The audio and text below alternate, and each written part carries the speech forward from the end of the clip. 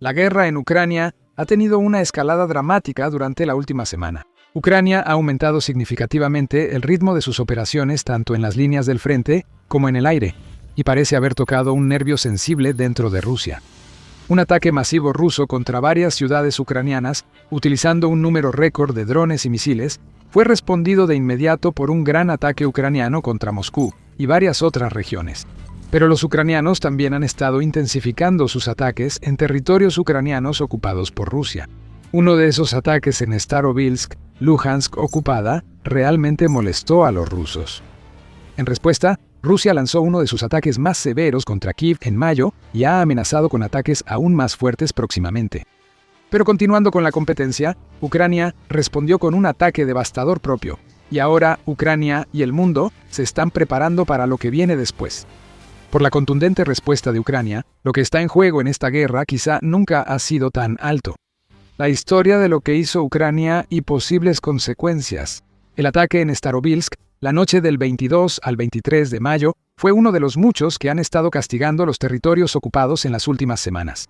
Ucrania parece haber establecido una importante zona de muerte a lo largo de la crucial autopista M14. Es la ruta logística principal en el territorio ocupado. Conecta el territorio continental ruso con Crimea de este a oeste, pero lo que antes se consideraba un camino de vida se ha convertido en un camino de muerte. Las imágenes muestran decenas de vehículos militares, camiones cisterna y otros vehículos ardiendo o calcinados junto al camino. El camino, conocido como la RR-280 en Rusia, se volvió tan peligroso que Vladimir Saldo, el jefe de ocupación ruso de la Oblast de Jersón, se vio obligado a emitir un decreto restringiendo el movimiento de vehículos de carga en una gran sección del camino. Pero los ataques en los territorios ocupados no terminaron ahí. El 20 de mayo, Robert Brovdy, comandante de las fuerzas de sistemas no tripulados de Ucrania, dijo que sus unidades atacaron un campo de entrenamiento de pilotos de drones rusos en la ocupada Snizhne. Afirmó que al menos 65 cadetes y un instructor habían muerto como resultado. Al día siguiente, el presidente ucraniano Volodymyr Zelensky reportó que nuevos ataques dañaron una sede del Servicio de Seguridad ruso y un sistema de defensa aérea en Jersón, Ucrania ocupada, causando casi 100 bajas rusas. Según el Estado Mayor de Ucrania, entre el 25 y el 26 de mayo, las fuerzas ucranianas también atacaron un puesto de mando ruso en Ocheretina, en el Oblast de Donetsk, y un puesto de mando regional en Vernia Kranitsia, en el Oblast de Zaporilla. Se informó que estaciones de control terrestre rusas cerca de Nesterianka, Zaporilla y Novorodivka, en Donetsk, fueron alcanzadas. Pero los ucranianos apenas comenzaban. Atacaron un almacén ruso de drones y un depósito logístico cerca de Novopatriivka y otro almacén logístico en la ciudad de Donetsk y un vagón cisterna de combustible cerca de Debaltseve, todos en el Oblast de Donetsk. Las fuerzas ucranianas también afirmaron haber realizado un ataque exitoso contra una estación de radar rusa, L-125, Novis Umbe, cerca de Yazd, en el Oblast de Lugansk, el 24 de mayo. Medios rusos reportan un ataque sin precedentes el 27 de mayo en Enerhodar, donde está la planta nuclear de Zaporilla, aunque no fue informado en medios occidentales. El director de comunicaciones de la planta, Yevgeny Yashina, dijo a los medios rusos que se habían reportado al menos 50 explosiones, lo que dejó las comunicaciones interrumpidas y parte de la ciudad sin electricidad. Los territorios ocupados han sido fuertemente atacados y los rusos lo han resentido. El ataque ucraniano a Starobilsk, en Lugansk, el 22 de mayo realmente enfureció a los rusos. Probablemente eso minimiza el ánimo en Rusia tras el ataque. En muchos sentidos, este ataque podría ser su propia Bucha. Como probablemente recuerdas, Rusia había ocupado la ciudad de Bucha, ubicada en las afueras de Kiev, durante su avance inicial hacia Kiev en marzo de 2022. Tras su retiro, las fuerzas ucranianas hallaron cientos de civiles muertos en calles, sótanos y fosas comunes. Frecuentemente hallaban a las víctimas con las manos atadas a la espalda y heridas de bala en la cabeza. El incidente provocó indignación mundial y aceleró el apoyo internacional a Ucrania. Pero quizás más importante aún, unió al país y fortaleció el apoyo al gobierno ucraniano y a las fuerzas para resistir la invasión rusa. Probablemente más que cualquier otro evento al inicio de la guerra. A pesar de muchas pruebas en contra, Rusia negó las acusaciones. El presidente Vladimir Putin, el ministro de Relaciones Exteriores Sergei Lavrov e incluso el presidente bielorruso Alexander Lukashenko lo calificaron como un ataque falso. Ahora, en Starobilsk, los papeles se han invertido en muchos aspectos. Ucrania dice que atacó el cuartel general de la unidad rusa de drones de élite Rubicon cerca de la ciudad. El Estado Mayor afirmó que fue uno de varios ataques contra objetivos militares esa noche, pero los rusos informaron algo totalmente diferente. Los rusos afirman que esto fue un ataque a sangre fría contra una escuela normal que dejó 21 muertos y decenas de heridos. La mayoría de ellos, dijeron, eran estudiantes, chicas adolescentes de entre 14 y 18 años. Se dice que drones ucranianos atacaron primero un dormitorio donde dormían chicas y luego lanzaron varias oleadas de drones, 16 en total, contra sobrevivientes y rescatistas. Las imágenes muestran varios edificios destruidos en el colegio Starobilsk de la Universidad Pedagógica de Luhansk, incluido lo que parece ser un dormitorio de 5 pisos en ruinas. Tras una tensa y desagradable sesión del Consejo de Seguridad de la ONU convocada por Rusia para discutir el ataque, países europeos como Dinamarca y Letonia rechazaron la versión rusa. Como respuesta, los rusos llevaron a periodistas extranjeros al sitio. Según el Ministerio de Relaciones Exteriores, la BBC, CNN y todos los medios japoneses rechazaron la invitación por diversas razones. La portavoz del Ministerio de Relaciones Exteriores de Rusia, María Zaharova, acusó luego a CNN de grabar la preparación del ataque basándose en un informe del corresponsal Nick Patton Walsh. Sin embargo, se informa que 50 periodistas de 19 países sí hicieron el viaje. Las imágenes no muestran evidencia clara de instalaciones militares. Ahora es difícil saber qué ocurrió realmente. Quizás nunca lo sabremos. Lo indiscutible es que la respuesta rusa ha sido sin precedentes, al menos en la guerra en Ucrania. Los medios rusos han estado cubriendo el tema de manera intensa, con una cobertura total que recuerda mucho a lo que ocurrió después de Bucha. La nación está conmocionada e indignada, no solo por el ataque, sino porque dicen que Ucrania se burló de la tragedia. Los ataques más frecuentes de Ucrania a la infraestructura rusa, el inédito ataque a Moscú la semana pasada y las crecientes preocupaciones financieras ya habían empeorado mucho el ánimo en el país, sobre todo en la capital. Pero el ataque en Starobilsk parece haber cruzado una especie de línea roja psicológica nacional. Quieren sangre y la presión sobre Putin para que responda con fuerza ha aumentado mucho. Putin consideró el ataque un acto terrorista. Insistió en que no había instalaciones militares, instalaciones de servicios de inteligencia, ni servicios relacionados en las cercanías. No hay ninguna base para decir que las municiones impactaron el edificio por nuestros sistemas de defensa aérea o guerra electrónica. El Ministerio de Relaciones Exteriores de Rusia afirmó que el ataque del 22 de mayo llevó la guerra a un punto de quiebre y advirtió que la paciencia de Rusia ya se había agotado. Putin pidió a su ejército propuestas para un ataque de represalia, y el ataque llegó poco después. La noche siguiente, Rusia realizó uno de los ataques más intensos contra Kiev y otras zonas hasta ahora. La Fuerza Aérea de Ucrania dijo que en total se detectaron 90 misiles y 600 drones. Indicó que los primeros datos mostraron que 55 misiles balísticos y de crucero y 549 drones fueron derribados o interceptados, mientras que 19 misiles podrían no haber alcanzado sus objetivos. Sin embargo, reconocieron que hubo 16 impactos directos de misiles y 51 de drones en 54 lugares. Yuri Ignat, portavoz de la Fuerza Aérea de Ucrania, pareció contradecir esas tasas de interceptación. Realmente tuvimos un ataque serio. 90 misiles, 600 drones, casi todos en la capital. Así que esto realmente es un problema, dijo él. Según las imágenes, casi no hay evidencia de defensa aérea activa en la ciudad durante el ataque. Sin embargo, es posible que las defensas aéreas hayan tenido más éxito en otras regiones atacadas: Cherkasy, Kharkov, Odessa, Poltava, Sumy y Zhytomyr. Los rusos también parecen haber incluido al menos un ataque con la tan discutida supuesta superarma rusa, el Oreshnik. Zelensky confirmó que los videos geolocalizados muestran que un Oreshnik impactó en Vilyasivka, región de Kiev. Aparecieron varios videos del ataque, y uno, curiosamente, fue geolocalizado en la ciudad de Donetsk. Según el video, parece que hubo un segundo ataque al norte de Donetsk, a lo largo de la línea que va de la ciudad, cruza Donetsk y el este del Oblast de Kharkov, hasta la región de Belgorod, en Rusia. Otros informes dicen que un segundo Oreshnik fue disparado, pero falló y se estrelló en Rusia o en territorios ocupados. Este análisis no lo encontrarás en cualquier canal militar de YouTube. Si quieres enterarte diariamente de las historias más importantes y por qué son relevantes, haz clic en el botón de suscripción. No está claro qué atacaron los rusos en Vilyasivka, ni si era el objetivo previsto. Cerca del impacto, hay un aeródromo y una zona industrial que podría tener instalaciones militares, pero parece que solo atacaron instalaciones civiles, agrícolas e industriales y causaron daños superficiales. Sin embargo, el uso del Oreshnik provocó una fuerte condena por parte de los líderes europeos. El presidente francés Emmanuel Macron condenó el ataque como muestra del estancamiento y el callejón sin salida de la guerra de agresión rusa. El canciller alemán Friedrich Merz calificó el ataque como una escalada imprudente y afirmó que Alemania sigue firmemente al lado de Ucrania. Kaja Kallas, jefa de política exterior de la Unión Europea, calificó su uso como táctica de intimidación y una apuesta nuclear imprudente. El Oreshnik está diseñado principalmente como un arma nuclear, pero su carga de 6 misiles, cada uno liberando 6 submuniciones, solo puede usarse como un arma puramente cinética, sin ninguna ojiva adjunta. Putin afirmó que los materiales especiales usados en su construcción alcanzan temperaturas casi tan altas como la superficie del Sol, y que, como resultado, los misiles podrían penetrar profundamente en estructuras fortificadas. El ataque en Bilyasivka no fue nuclear.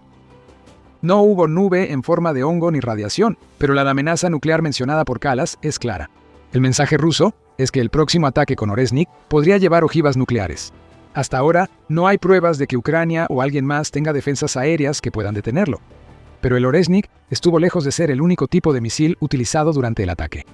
Según el Ministerio de Defensa ruso, los ataques se realizaron con misiles Oreshnik, Iskander, Kinzhal, Zircon y misiles de crucero lanzados desde aire, mar y tierra, además de drones de ataque. Dijeron haber atacado puestos de mando del Comando Principal de las Fuerzas Terrestres de Ucrania y de la Dirección Principal de Inteligencia del Ministerio de Defensa, otros puestos ucranianos e infraestructura militar no especificada. Como siempre, afirmaron que no atacaron objetivos civiles, pero la evidencia sugiere claramente lo contrario. Se reportó un ataque a edificios residenciales, centros comerciales y de servicios de emergencia. Zelensky informó que 4 murieron y 100 resultaron heridas. También atacaron una instalación de agua y dejaron prácticamente destruido el Museo de Chernóbil en Kiev. El ministro del Interior ucraniano, Igor Klimenko, calificó el ataque al museo como un acto deliberado contra la historia, la memoria y la verdad. El alcalde de Kiev, Vitaly Klitschko, reportó que una persona murió tras incendiarse los pisos superiores de un edificio residencial de 9 plantas en el distrito central de Shevchenko, luego de ser alcanzado. En el mismo distrito, un ataque cerca de una escuela con refugio antiaéreo bloqueó la entrada con escombros y dejó a varias personas atrapadas. Todos los distritos de Kiev resultaron dañados.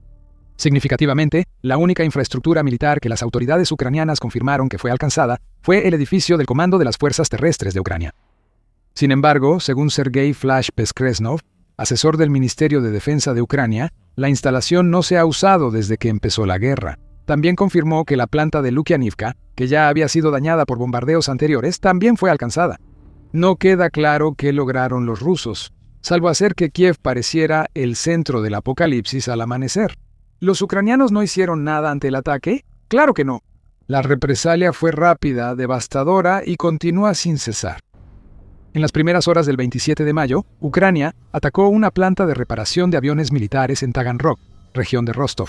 El gobernador Yuri Sleusar dijo que las defensas aéreas derribaron un misil sobre la ciudad y los restos hirieron a 2 mujeres, una de gravedad. Imágenes analizadas por el medio ruso Astra indicaron que el ataque impactó cerca de la planta de reparación de aviación número 325 que da servicio a aviones militares rusos, incluyendo aviones de transporte AN-12 e IL-76 bombarderos, Su-24 aviones de ataque, Su-25 y helicópteros, Mi-8 y Mi-24. La Unión Europea, Estados Unidos y Ucrania sancionaron la instalación por apoyar el esfuerzo bélico de Rusia. Al norte, explosiones de misiles ucranianos sacudieron la zona del aeródromo militar Baltimore en Voronezh, base de los bombarderos Su-34 usados por Rusia contra Ucrania. El gobernador de Voronezh, Alexander Gushev, informó que 2 objetivos de alta velocidad fueron destruidos sobre la ciudad y que los escombros dañaron estructuras civiles sin causar víctimas. El canal X7 Nova Plus dijo que los objetivos eran misiles de crucero Storm Shadow británico-franceses dirigidos a la base aérea.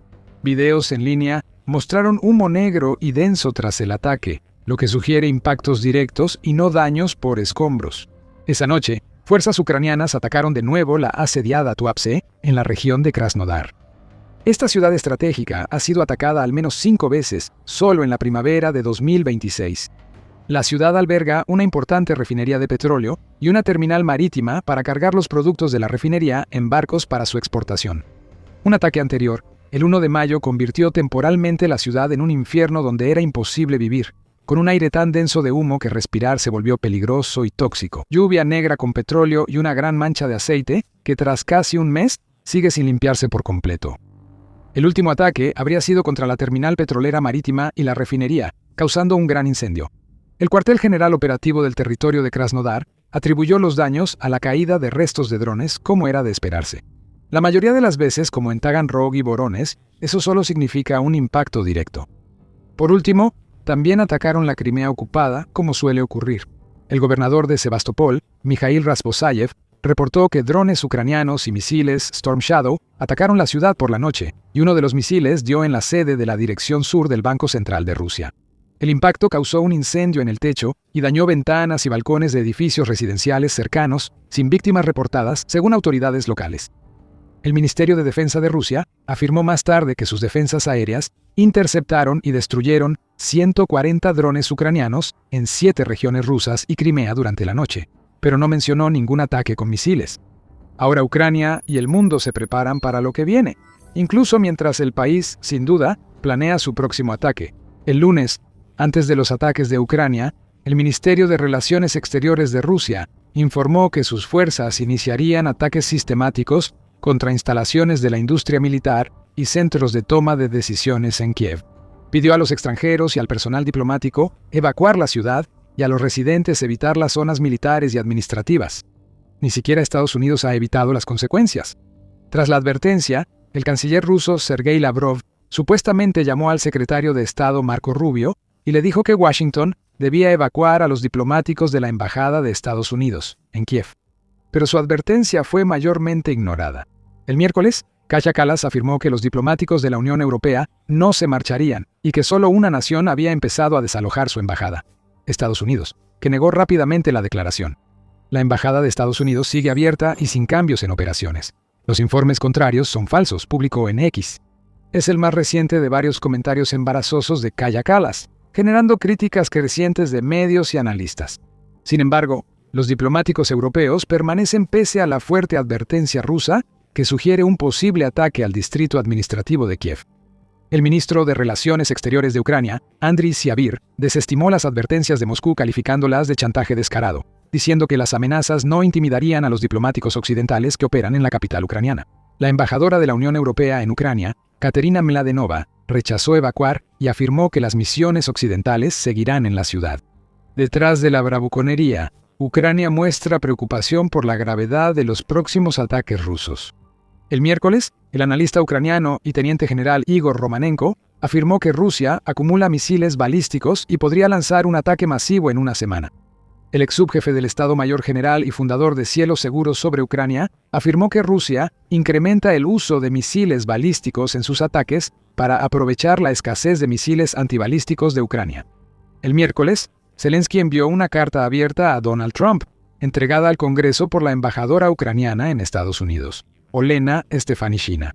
Expuso la escasez de defensas antibalísticas en Ucrania y pidió a Estados Unidos entregas más rápidas de misiles Patriot.